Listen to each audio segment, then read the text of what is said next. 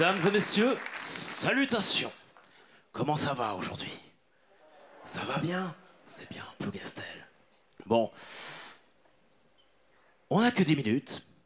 C'est le double du temps qu'il me faut pour faire l'amour à ma femme. Ça devrait le faire. J'en ai vu certains d'entre vous rentrer. Je ne pense pas être le seul. Ça ne nous a pas empêché d'avoir deux magnifiques enfants.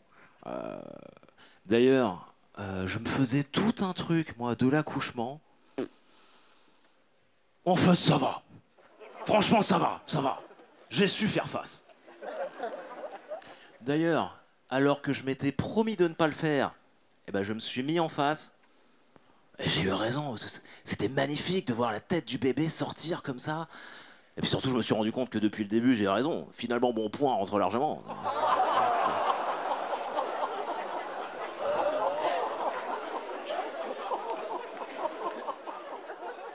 En revanche,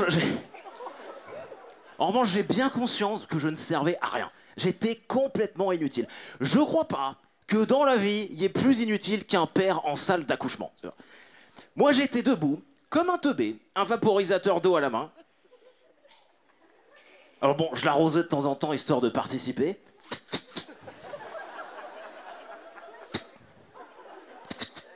J'avais un peu l'impression d'être avec mon ficus.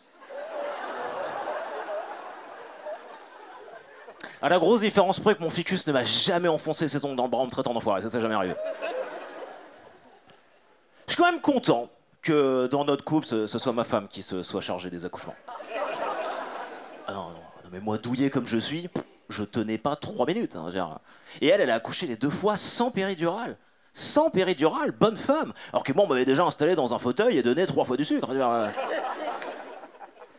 On ne rend pas assez hommage, je trouve, aux mères. Je veux dire, il faut rendre à César ce qui est à César. C'est la maman qui porte le bébé pendant 9 mois, c'est elle qui pousse, c'est elle qui se fait fissurer l'anus, déchirer le vagin, recoudre la chatte à vif.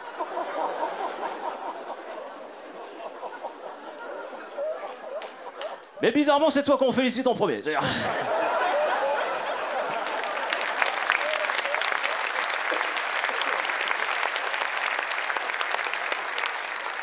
T'as pas joué un match du tournoi et c'est toi qui soulève la Coupe du Monde. Adil Rami, en fait, c'est le truc. Moi, j'ai jamais compris pourquoi on félicite le père après l'accouchement. Bon, d'accord, t'es le premier à sortir du bloc, mais les gens sont là. Bah, merci, mais bon, même si j'ai soutenu mon épouse durant les 9 mois, ma participation active au projet est minime. Ça doit se résumer entre 5 à 10 minutes de levrette sur un coin de table.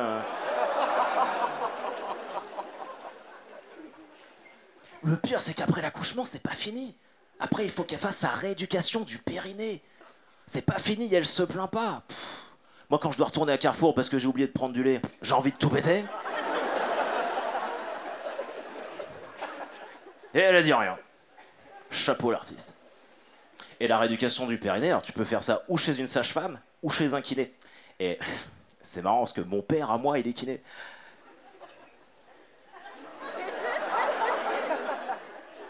Bon, ce serait bizarre hein, quand même. Vous imaginez mon père avec ma femme? Alors vas-y, tu inspires en serrant bien fort. Voilà. Et tu relâches en soufflant doucement. Relâche. Relâche. Relâche ah, voilà, c'est bien. C'est bien. Sinon, vous venez manger à la maison dimanche midi?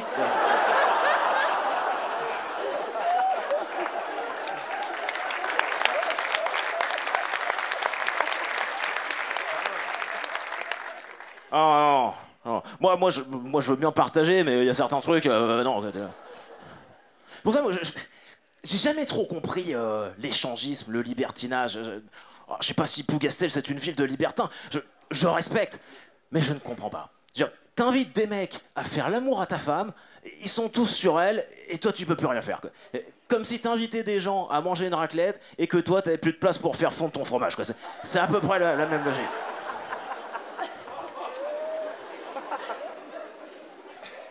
C'est dur quand même. D'être mis de côté comme ça. D'être un laissé pour compte.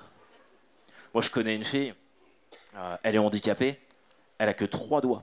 Mais elle est magnifique. J'ai jamais vu une fille aussi belle de toute ma vie. Eh ben, j'ai un pote, à cause de l'histoire des 3 doigts, il ose pas l'inviter à dîner. Mais c'est fou.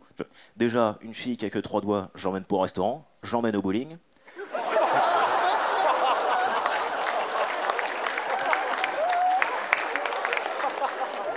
Et puis... Et puis un peu de poésie, quoi. Je veux dire... Bon, moi, c'est vrai que moi, je suis fleur bleue. Moi, je suis un mec fleur bleue. J'adore les histoires d'amour passionnel.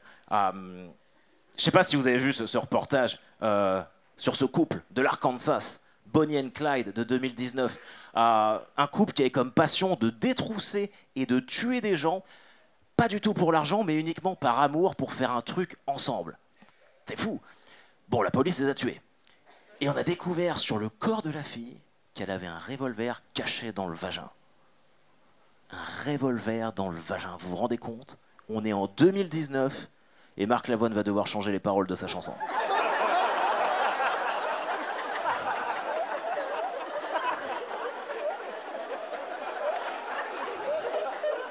On vit une drôle d'époque. Moi, ça fait 13 ans que je suis en couple. 13 ans, c'est beau. Mais c'est long, quand même, un peu parfois. Tiens, Gérard. Non, mais c'est vrai, 13 ans, faut travailler tous les jours pour garder le truc excitant. Et moi, j'aime énormément ma femme. Et par exemple, moi, je prends peu de risques. Le mois dernier, c'était son anniversaire.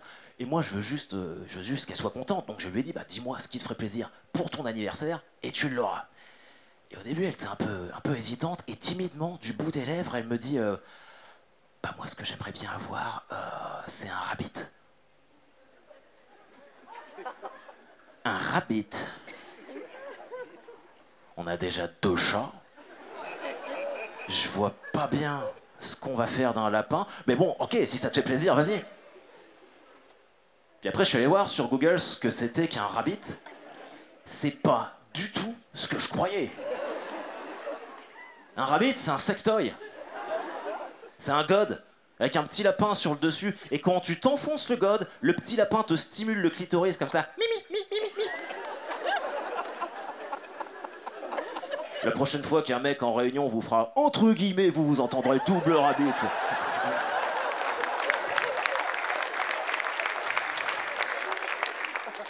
Après, je dis pourquoi pas.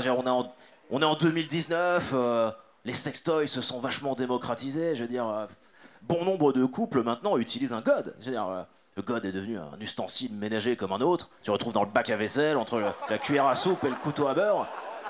Ça choque plus personne. Non, ce qui m'inquiète, c'est que c'est bientôt mon anniversaire à moi. Je sais pas ce que je vais avoir.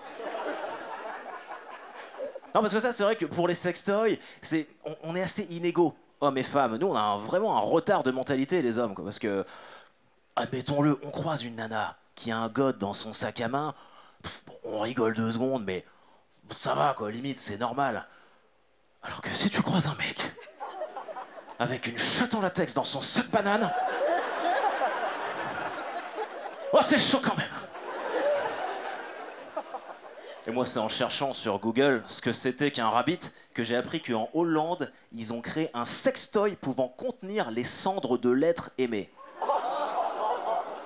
Pour continuer à avoir une relation avec lui. Mais c'est totalement stupide. Autant garder un os.